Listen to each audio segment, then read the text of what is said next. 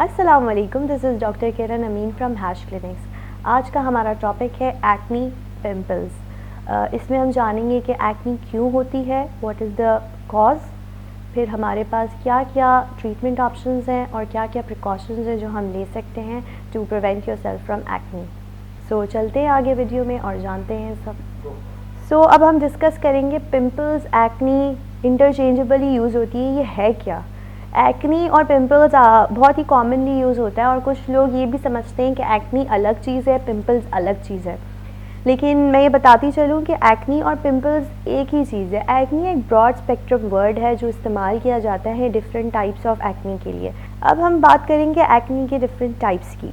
Acne की types में हमारे पास वाइट हेड्स, ब्लैक हेड्स हैं, पैप्यूल्स, पस्ट्यूल्स। पैप्यूल्स वो वाले दाने जिनमें अभी पस नहीं आया होता है, वो जो रेड रेड लगते हैं उनको हम कहते हैं पैप्यूल्स। यूजुअली आम ज़बान में उसे पिंपल्स भी कहा जाता है। फिर पस्ट्यूल्स जो फोड़े वाले दाने, छोटे छोटे पस वाले दाने हो जाना। और फिर एक सिवियर फॉर्म ऑफ एक्नी जिसे हम कहते हैं नोड्यूलोसिस्टिक एक्नी। नोड्यूलोसिस्टिक एक्नी वो एक्नी होती है जो स्किन के अंदर दाने हो रहे होते हैं और ऊपर से नुमा बन जाते हैं और आपको बहुत ज़्यादा तकलीफ़ दे वो दाने होते हैं, उनमें खून भी भर जाता है और पस भी आ जाता है। ये है हमारे डिफरेंट टाइप्स ऑफ एक्नी। अब हम डिस्कस करेंगे कि एक्नी क्यों होती है, एक्नी या पिंपल का कॉज क्या है। जैसे जैसे प्यूबर्टी में बच्चा पहुंचता है, यूजुअली जो एज ग्रुप देखा गया है that is the teen age, यानी कि 14 ईयर्स से लेकर आपकी 25 ईयर्स के एज ग्रुप पे बहुत ज़्यादा एक्नी कॉमनली फेस की जाती है। वैसे ये बच्चों में भी आ सकती है जिसको हम कहते हैं नियोनेटल एक्नी, या जो पैदाइशी बच्चे उनमें भी, और उसके बाद इन्फेंटाइल्स में भी आ सकती है, और ये प्यूबर्टी यानी पोस्ट मीनोपॉजल में भी आ सकती है, बड़ों में भी आ सकती है। लेकिन कॉमन एज ग्रुप पर हम आज डिस्कस करेंगे that is the teen age groups. अच्छा, अब ये क्यों होती है? जैसे जैसे आप हार्मोनल चेंजेस बॉडी में आते हैं प्यूबर्टी की तरफ, यानी बच्चा जब बालिग होता है तो उसके अंदर बॉडी में चेंजेस आना शुरू होते हैं, हार्मोन्स की चेंजेस आते हैं। हार्मोनल चेंजेस के साथ साथ उसकी जो फेशियल के सेबेशियस ग्लैंड्स है बॉडी में जो सीबम प्रोड्यूस करते हैं, वो फेस पे जो है वो एक्टिव हो जाते हैं, through out the body active हो जाते हैं। उसकी हेयर ग्रोथ का पैटर्न चेंज होता है और वो पूरी बॉडी में एक्टिव हो जाते हैं। स्पेशली जब फेस पे जो है एक्सेसिव एक्टिवेशन ऑफ द वो सेबेशियस ग्लैंड्स की वजह से एक्सेसिव ऑयल प्रोड्यूस होता है। तो एक्सेसिव ऑयल प्रोड्यूस होता है तो वो अक्सर औकात बच्चों को यूजुअली आदत नहीं होती कि वो बहुत ज़्यादा फेस को अपना केयर करें, बिल्कुल एक नई चीज़ होती है। तो समटाइम्स इट हैपन्स कि वो पोर्स को जो है वो क्लॉग करना शुरू कर देता है। पोर्स जब क्लॉग हो जाते हैं तो ultimately white heads, black heads, और फिर वो अगर इन्फेक्शन की तरफ चला गया तो फिर पिंपल्स और पस्ट्यूल्स और ये सारी कंडीशन होना शुरू हो जाती है।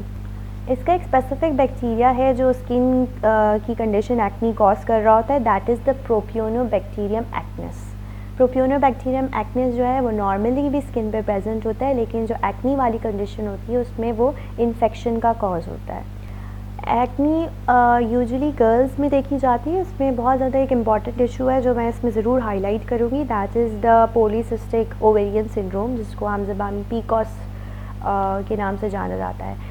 पॉलीसिस्टिक ओवेरियन सिंड्रोम बहुत ज़्यादा आजकल कॉमन हो गया because of the diet that we are having. Hormonal changes बहुत ज़्यादा आ रहे हैं एंड हार्मोन्स जो है वो बहुत ज़्यादा अपसेट हो जाते हैं, जिसकी वजह से फेस पर एक्नी के साथ साथ हेयर ग्रोथ भी हो रही होती है, जो अननेसेसरी फेशियल हेयर ग्रोथ हो रही होती है। साइकिल्स डिस्टर्ब हो जाते हैं और अल्टीमेटली फर्टिलिटी बहुत ज़्यादा डिस्टर्ब हो जाती है। तो अगर इस तरह की कोई ऐसी कंडीशन होती है तो इसके लिए you have to be very very alert and very very prompt with your treatment, and you have to head towards your dermatologist and your gynecologist as soon as possible, because ये in the long run आपके लिए सिर्फ acne नहीं होती, वो आपकी पूरी body पे एक मेटाबॉलिक इफ़ेक्ट क्रिएट कर रही होती है। So this is my special message for those girls who are facing acne and have facial hair and cycle disturbances. Please be very very careful if you are facing this condition. Okay, so what is the treatment of acne? Acne की treatment आपके cause पे dependent है। If you are facing any kind of hormonal issue or of that sort, तो आप फ़ौरन जो है उसको सॉर्ट आउट करें। अपने स्पेसिफिक टेस्ट वगैरह होते हैं जो करवाए जाते हैं, जिसके बाद जो है ना आपको मेडिकेशंस प्रिस्क्राइब की जाती हैं। अगर उसके अलावा जो एक्नी हो रही है, जिसको हम एक्नी वल्गैरिस या कॉमनली जो एक्नी हो रही होती है, उसमें कॉम्बिनेशन ऑफ ट्रीटमेंट प्रोवाइड की जाती है। टॉपिकल एंटीबायोटिक्स दी जाती हैं जो चेहरे पर लगाने वाली एंटीबायोटिक क्रीम्स वगैरह हैं। उसके साथ साथ कॉम्बिनेशन ऑफ रेटिनॉइड्स यानी कि विटामिन ए के कुछ क्रीम्स वगैरह होती हैं जिनके कॉम्बिनेशन में हम इसे इस्तेमाल कर रहे होते हैं। एंड अगर एक्ने की सीवियरिटी ज़्यादा है तो ओरल एंटीबायोटिक्स पर भी जाया जाता है। ओरल एंटीबायोटिक्स से इफ़ेक्ट अगर नहीं आता तो next latter step is vitamin A, that is isotretinoin. उस पर भी प्रिस्क्रिप्शन आपको दी जा सकती है, लेकिन ये सारी ट्रीटमेंट जो प्रिस्क्रिप्शन है आप सेल्फ मेडिकेशन नहीं कर सकते। जब आपको एक्ने हो रही है, मुझे पता है यूजुअली घर वाले जो है they don't take it seriously because दाने तो सबको ही हो रहे हैं, कोई मसला नहीं है, सही हो जाएंगे। लेकिन जब आपको एक्ने हो रही है वो सीवियरिटी की तरफ जा सकती है, उससे पहले ही आप उसकी प्रिकॉशंस ले लें। क्यों? क्योंकि अगर आपने उसकी दवा नहीं की तो फिर वो एक्ने जो है अल्टीमेटली सेटल होते होते होते वो स्कार्स की तरफ चली जाएगी और फेस का पूरा लुक जो है वो ख़राब हो जाएगा। तो डिफरेंट ट्रीटमेंट ऑप्शंस आप ख़ुद नहीं डिसाइड करेंगे। आप क्या कर सकते हैं? आप प्रिकॉशंस ले सकते हैं। प्रिकॉशंस में आप क्या कर सकते हैं? अगर आपको एक्ने शुरू हो गई है, अगर एक्टिव एक्ने है तो प्रिकॉशन नहीं है, फिर ट्रीटमेंट है। अगर आपको एक्टिव एक्ने हो रही है उसके साथ आपने ट्रीटमेंट के साथ प्रिकॉशन करना है, सिर्फ प्रिकॉशन नहीं हेल्प करेगी। लेकिन अगर आपका फेस ऑयली है और आप उस एज ग्रुप में हैं जब आपको लगता है कि एक आध दाना हो जाता है मुझे, तो आप प्रिकॉशंस क्या ले सकते हैं? नंबर 1, आपको रोज़ाना अपना सर धोना है, बाल रोज़ाना वॉश करने एंड डबल वॉश इट। अगर आपको लगता है आपका स्कैल्प बहुत ज़्यादा ऑयली हो जाता है तो आपने रोज़ धोना है और 2 दफ़ा उसको शैम्पू करना है उस वक्त, ठीक है। नंबर 2, अपना pillow cover every day change करना है। If you can't change the pillow cover, आप जो है अलग से कपड़ा ले लें जो उसको आप बिछाएं, सुबह उसको धोने में डालें एंड देन री use it after it's washed. Third thing, head पे ऑयलिंग नहीं करनी। ओवरनाइट ऑयलिंग से क्या होता है? ओवरनाइट ऑयलिंग से कि आप मतलब यूजुअली गर्ल्स जो है वो पूरी पूरी रात लगा के 2-2 दिन सर में तेल लगा के भूल जाती हैं। That is one of the major cause of acne. जो यहाँ पे पूरी एक्नी फैलती है आपकी, it's one of the major cause, क्योंकि वो ऑयल अल्टीमेटली स्लिप डाउन करके आपके फेस पे आ रहा होता है और वो आपके पोर्स को क्लॉग कर रहा होता है। So no oiling. If you want to oil, बस 1-8 घंटा या आधा घंटा बस, फिर नहा लें। इसके अलावा बहुत ज़्यादा चेहरे को हाथ नहीं लगाना, ऑयल बेस्ड प्रोडक्ट्स यूज़ नहीं करने, मेकअप्स बहुत देख समझ के लीजिएगा कि उसमें ऑयल बेस्ड ना हो, वाटर बेस्ड प्रोडक्ट्स यूज़ करें। Sun block is mandatory, but sun block also sebum control gel based sun block जो आपके सीबम को कंट्रोल रखें। Moisturisers mandatory, even if you have oily skin, go for oil free moisturisers, ठीक है। So these are some of the precautions, hopefully आपको help करेंगे। And अब हम एक और रुख है कि अगर आपकी एक्नी है और ट्रीटमेंट के साथ साथ और क्या ऑप्शंस हैं जो आप करवा सकते हैं और प्रोसीजर वाइज या क्या चीज़ ऐसी जो आप इसके एक्नी एक्टिव एक्नी के होते हुए करवा सकते हैं, उसको हम अब डिस्कस करेंगे। ओके, सो अगर आपको एक्टिव एक्नी हो रही है तो आप एस्थेटिक ट्रीटमेंट्स में से कौन सा ट्रीटमेंट ऐसा है जो आप मेडिकेशन के साथ ये कर सकते हैं?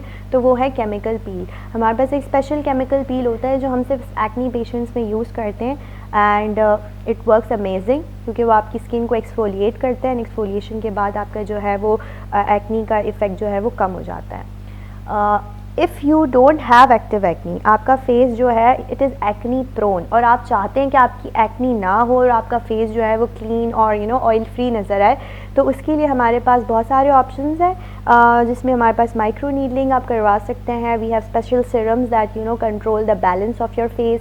You can go for PRP also, it's one of the amazing treatment that works. And you can go for derma planning regularly every month. You can go for derma planning, you can go for hydrofacials every month, जो आपकी skin को generally clean रखेंगे। आपकी generally clean skin रहेगी, hydrated रहेगी, moisturised रहेगी, तो obviously वो ऑयल प्रोडक्शन जो है वो कंट्रोल में रहेगी। ऑयल प्रोडक्शन कंट्रोल में रहेगी तो एक्नी नहीं होगी और आपकी स्किन जो है फ्रेश और क्लीन नज़र आएगी।